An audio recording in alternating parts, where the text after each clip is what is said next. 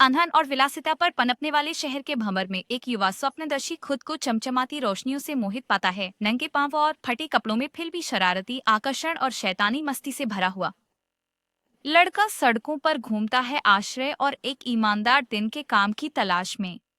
अस्वीकृति पर अस्वीकृति, इस निर्दयी शहर में जीवन लगभग असहनीय लगता है जब तक कि एक अप्रत्याशित व्यक्ति मदद का हाथ नहीं बढ़ाता। एक खुशनिसास हॉट डॉग विक्रेता जिसकी हंसी दिल से निकालती है और जिसका एक विनम्र ठेला है, अमीरों की उदासीनता के समुद्र के बीच संघर्ष करते लड़के को देखता है। लड़के के दृढ़ संकल्प और जोश से प्रभावित होकर वह उसे एक सौदा प्रस्तावित करता है, सर पर छत और अपने ठेले पर काम। बदले में लड़के को ईमानदार और मेहनती होने का वादा करना होगा।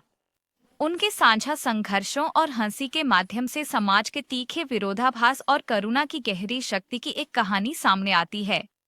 वे एक दूसरे को सिखाते हैं। लड़का सीखता है कि समृद्धि हमेशा भौतिक नहीं होती और विक्रेता उस अनमोल बंधन में नई शक्ति पाता है जो वे साझा करते हैं।